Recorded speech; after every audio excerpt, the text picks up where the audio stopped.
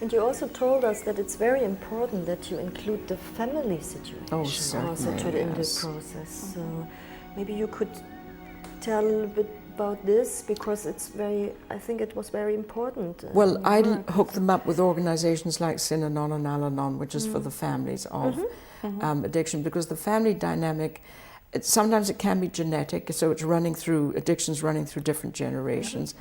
Everybody needs to be aware of that. Or it can be a situation where there's an enabling, like a husband or wife saying, oh, well, they're just going through a lot of stress. When the stress is over, they'll kick. Or they just had half a bottle of whiskey, that's no big deal. He can handle his drink. Or, well, you know, she had a miscarriage and that's why she started. There's all this enabling and excuses that go on between partners. And I think, again, as therapists and practitioners, we need to be very aware of this and make them aware of it as well. That a partner who's too soft, too compassionate, too understanding is also enabling the addiction to continue. And how to deal with this. And they do, again, they need professional help. They need the Synanons and Al-Anon organizations of this world that I think do remarkable work. Absolutely remarkable. And not to feel you're alone. I think to go into a group and realize there are other people who are going through exactly the same can be very supportive and encouraging, so you don't feel you're the only one. And everything is anonymous, everything's done very professionally. And you always feel guilty, that's so typical. People feel guilty, they didn't do enough, they didn't help, they helped the wrong way, they missed the right time, they should have started earlier. That's it. My goodness, it never ends. It never ends. Or they gave too much money or not enough money. Or, you know, too much help, not enough help. Oh, he had to steal because I didn't give enough. That's it. So and then you meet other people and they say the same things. Exactly the same things. Yeah. And then you know it's the sickness, it's the pattern. The patterns are identical. And again, cross-cultural. Doesn't matter what class, what race, what ethnic or national or social background, it cuts across. It's tougher, of course, with the lower income, because then really livelihood and domestic situations are desperately threatened. You know, so if people have masses of money, it's easier to hide it. So, and also in times of economic crisis, addiction gets worse, and it can sometimes also go with spousal and family abuse, you know, aggression and violence as well. So those are also the spin-offs that one needs to be very careful of. Times of war and civil war. So there are all these other additional social factors that come into play.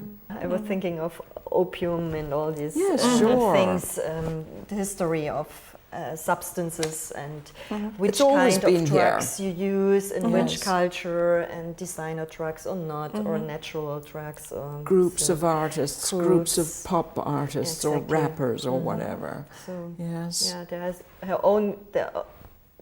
A group has their own drugs, their culture. Once you grew up in a family where one of the parents was addicted to something, it's in your system. However, some of the children, they really never want to touch drugs because they get very aware of it. That's it. And the other one is gets lost.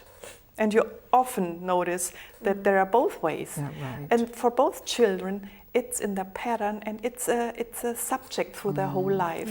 Even though they are never touching drugs, they grew up with it. It's something that changes their behavior.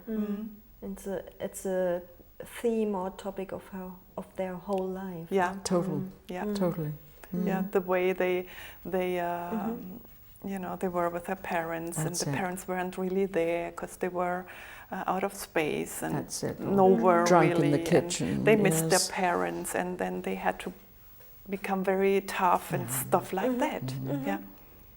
And you're right. Either it creates another addict, or somebody who doesn't smoke, drink, or anything is totally 100% against it. Yeah, and sometimes they turn into a workaholic. Maybe. Or something other. And you first don't think it's an addiction. Sportaholic, yes. Yes. Yeah. Yes, because they want to overcome the thing, and they yes. want to be very tough and very healthy and sportive. And bungee jumping, yes. So white water rafting, driving on the Autobahn in Germany.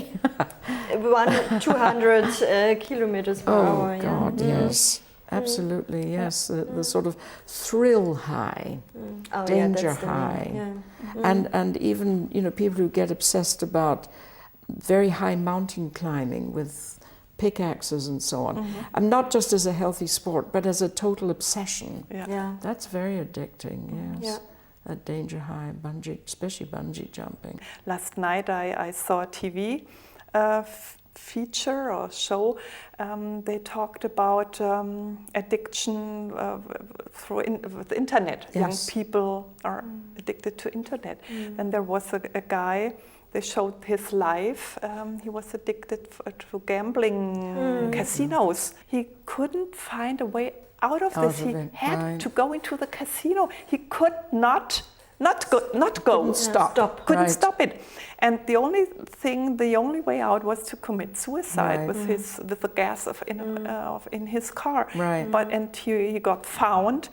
And but he said he had to get down to this very bottom. His whole family was destroyed, everything. And then he changed. And he said, not one casino is allowed, and he will fight for it. Because what for? The only thing is it destroys people and their whole life. And their families, yes. And but you will find out how nice life is when you're more clear and can decide things. Now I do this, now I do that. Right. And you feel free to decide. Yes. It doesn't control you anymore. Yeah. That's the key, basically. Yeah. Is the issue of control. Does it control you, or will you control it?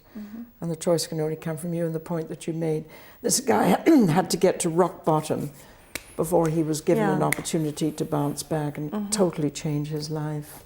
Very important. So thank you very much for coming, Thank you, Katrin. sharing the time, discussing this very important topic. And I hope that you really enjoyed also our discussion. And hopefully you get involved somehow with Shiatsu and get really an idea what could it be. So in this special topic, addiction and Shiatsu.